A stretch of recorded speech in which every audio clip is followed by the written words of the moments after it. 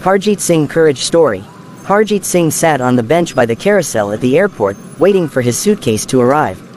He was tired and cold and wasn't used to this weather. In Amritsar, where he came from in India, it was 37 degrees. In Paris, it was just 14 degrees. His father called out to him, "Hurry up, Harjit. The driver can't wait for much longer just for you." Harjit was a little upset.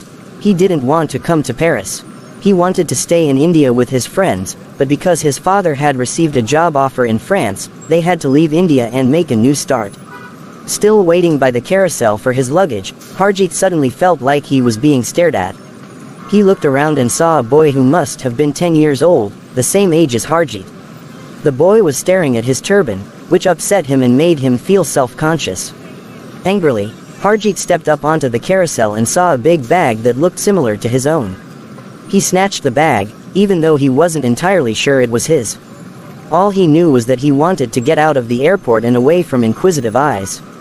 As they drove to their new apartment, Harjit glared out of the car window and took note of how different everything looked compared to back home. It was cleaner. There were lots of beautiful big buildings with gold painted on them and statues on top. The sky was very gray and the ground was wet with rain. He saw lots of people sitting outside of shops drinking coffee and talking. When the car stopped at a set of traffic lights, Harjit rolled down the window so that he could listen. They talk very strange, he thought to himself, but he knew that this was all part of the experience. "You will benefit from this," his papa said as they set off from India. "So many of your friends would die for the chance to travel to Europe. You should not be scared.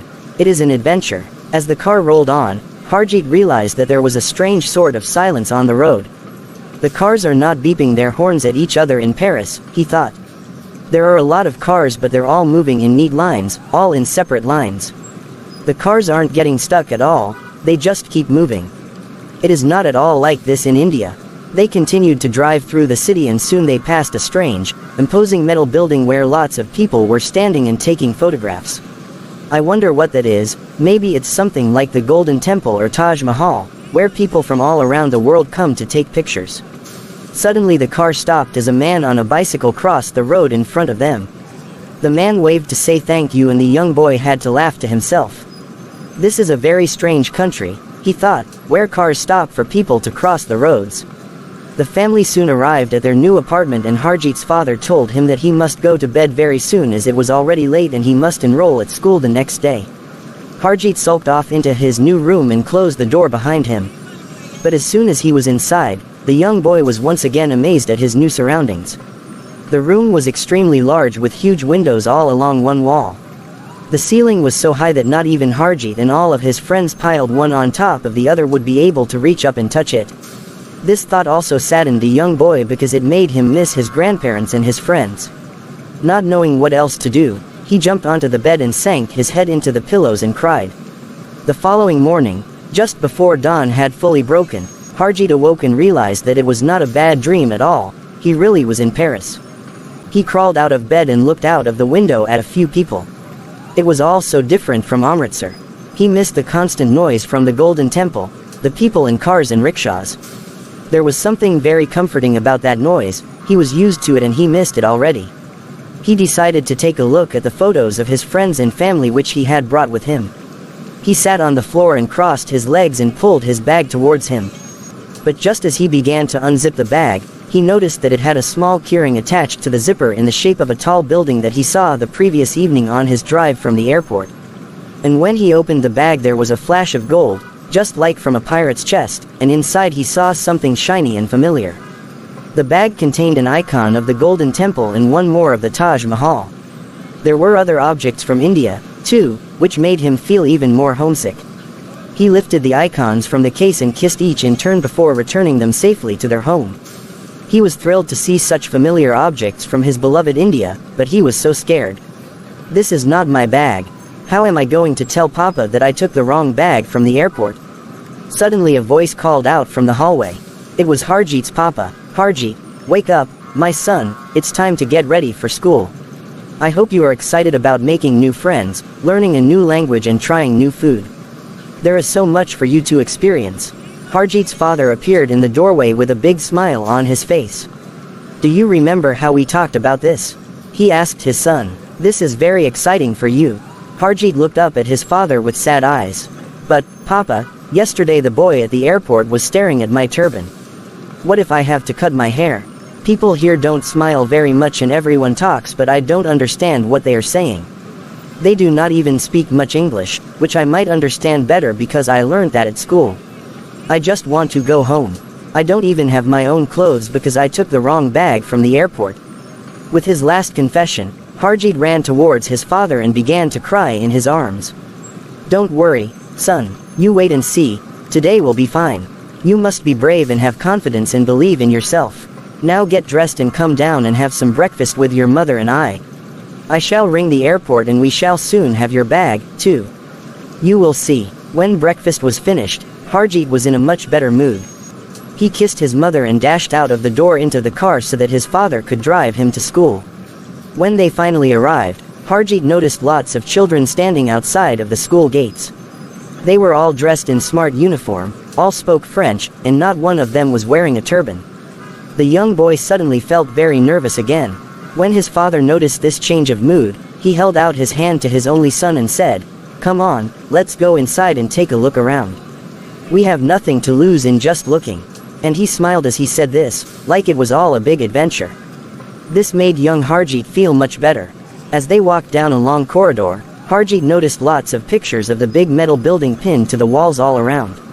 He thought about the little keyring on the bag and all the people taking pictures with their cameras the previous evening as they drove past from the airport.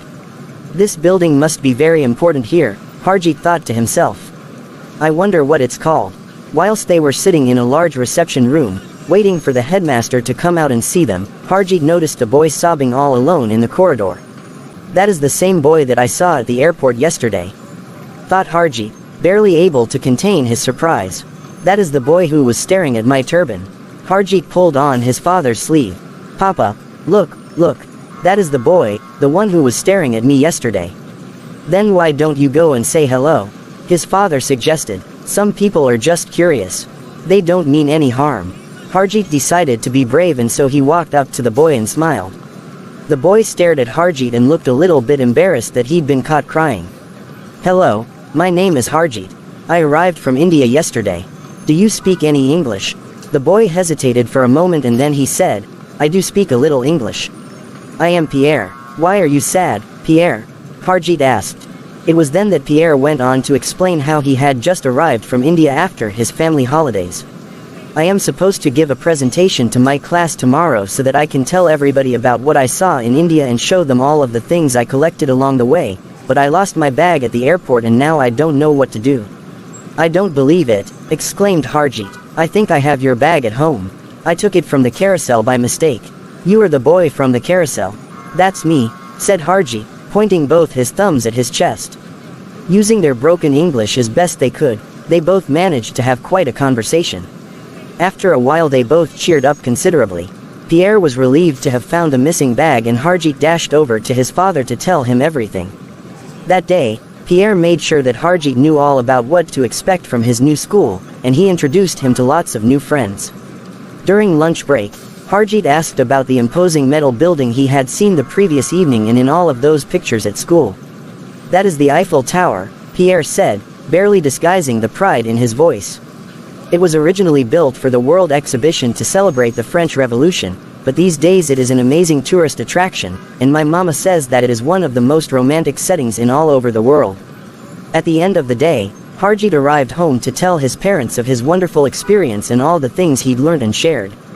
Papa, I didn't think that anyone would be interested in what I have to say or where I come from, but I was wrong and you were right. It is an adventure. That night, as he stretched out in his new bed and listened to the gentle rumble of cars in the street below, Harjit was almost too excited to sleep. Pierre had asked him to stand up in the class the next day and help explain all about India. He had met so many new friends and he looked forward to learning about life in France and speaking a new language.